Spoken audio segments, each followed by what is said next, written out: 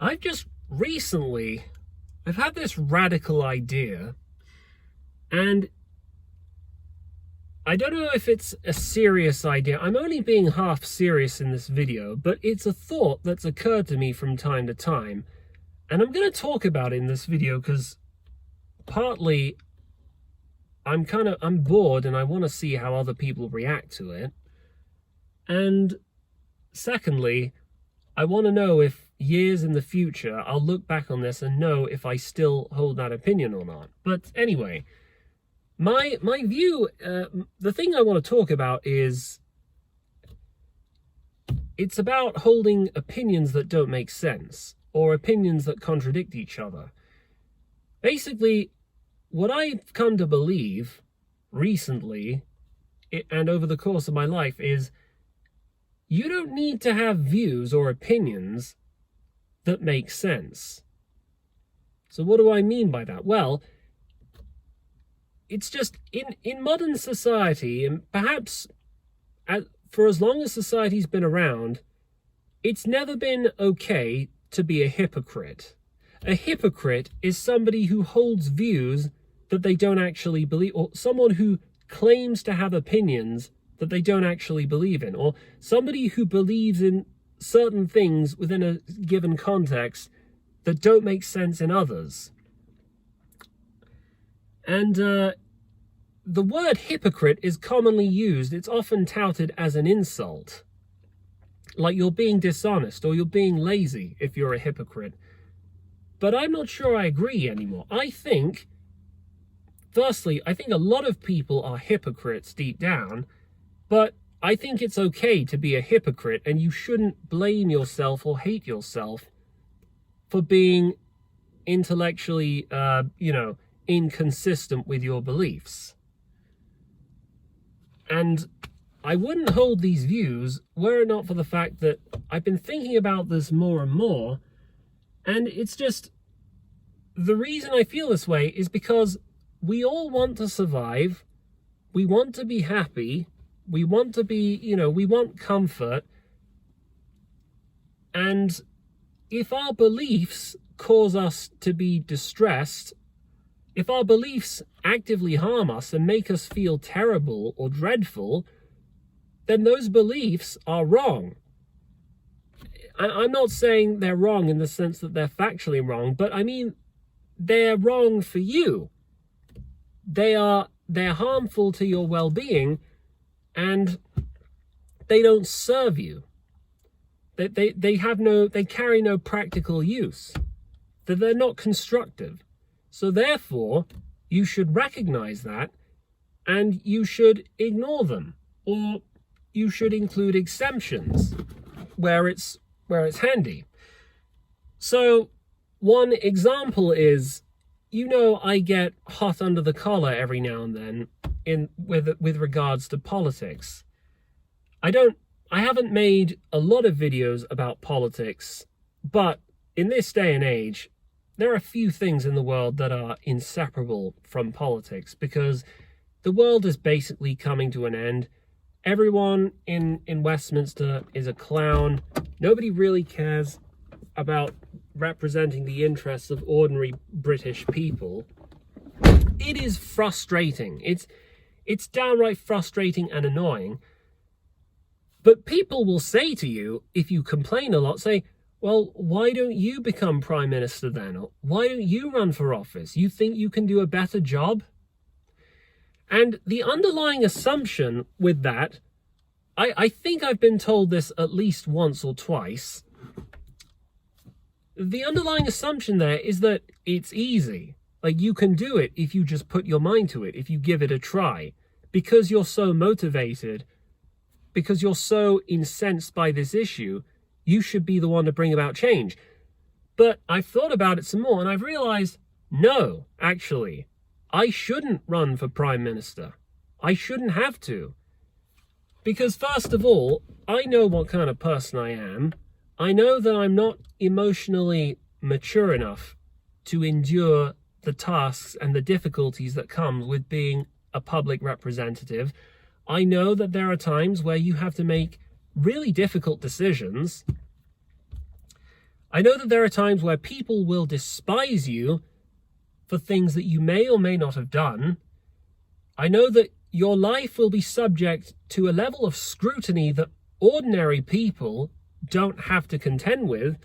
And I know that there are many better people than me, people who are more suited to the role, who have broken down or who have who've fallen victim to vices and who've basically, well, their lives didn't turn out well, or their names have been smeared through history as corrupt or a cowardly or something like that. And I know there's a good likelihood, there's a good chance that that will happen to me if I go into politics. So I make the decision, I don't need to go into public life to bring attention to these issues. That doesn't mean I don't have a right to have an opinion on it. And also, another reason why this is important is because a lot of the people who I talk about and criticize, like Keir Starmer and Rachel Reeves, I've talked about Rachel Reeves, the current Chancellor for the Exchequer. I've said she's absolutely rubbish. She's unqualified at her job. She's stupid. She needs to be replaced. And at this point, people might say, well, what? You think you can do a better job than her? You saw her crying in the House of Commons. You think you could do her job and not shed a tear when you're in the House of Commons? And I'll be honest with you, Rachel Reeves is a terrible Chancellor for the Exchequer, but it is a really high-pressure job, and Rachel Reeves, for all her faults, she has some measure of experience working for a bank. I think she worked for the Bank of England briefly, and then for HSBC. Halifax. But I have none. I literally have none. I don't know my arse from my elbow when it comes to banking or finance. And honestly, if I'm being intellectually honest with myself, putting me in charge of the nation's finances is a terrible idea. I have bad enough trouble trying to manage my own finances, let alone being in charge of the whole country's. So I certainly couldn't do a better job than Rachel Reeves. But does that mean I don't have a right to criticize her? Of course not. Everyone should be allowed to criticize inept politicians, even if said people know that they couldn't realistically do a better job than them. Because this is what I'm getting at. Your views don't need to make sense. You can hold views about one person that are logically inconsistent with what views you hold about other people or yourself. Similarly, with my last job, with Royal Mail, I used to think being a postman was incredibly easy. I used to think literally all it is you just carry mail in a bundle, in a bag. You walk up and down the street, put mail in people's post boxes. You give them parcels. You get back. You get lots of money. It's union paid and there's overtime. It's an easy job. Like, how can you mess it up? How can you fuck it up? Those were my views before I started working as an actual postman on deliveries.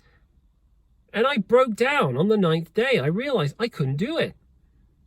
So I know I can't be a postman, but am I going to get mad if the postman doesn't come up to my door and deliver the thing that I ordered on the time where it's scheduled to arrive? Yes, I will. Even though I know that it could easily be because there's a guy like me who's new to the job and who thinks he might not be up for it. It's okay for me to be mad at the post for not bringing me my mail, even though I'm pretty shit at being a postman. That is what I have come to discover. It's okay to be a hypocrite. It's okay to hold views that are logically inconsistent and don't match up when you compare them side by side. Because we humans are not logical or rational creatures. All we want is to survive and be well. We don't want to be troubled with or burdened by the truth if it actively hurts or harms us, if it makes us feel miserable and pathetic. Because people might say, in the case I described with me, but people might say, well, why are you criticizing the Post when you're so shit at being a postman? Why don't you go and work for the Post again? Why don't you try and improve and be better? Why don't you work harder? You don't need to do that, is what I'm saying. You don't need to prove anything. You don't need to prove shit to anyone. It doesn't, what other people think doesn't matter, and it shouldn't matter. All that matters is what your beliefs are, because your beliefs need to cement and solidify your position, your perception of reality. Your beliefs shouldn't actively harm you. They shouldn't serve as to destabilize you and give you a conflicted sense of identity. And if they do, your beliefs are wrong. It doesn't matter what your views are. Your experience speaks for itself. So, and let's talk about a different hypothetical situation. Let's say you're unemployed and you've been out of work for 5 years. You've tried chasing after jobs for many years, but none of them have answered you. And you're living on universal credit. You're living on benefits. You might feel like a miserable and pathetic individual, and there's certainly a lot of people who think that you should get off your ass and go look for a job. But here's the thing. Is it okay to hold those views on yourself? Is it okay to feel like that? If your own experience has taught you that people just don't want to hire you.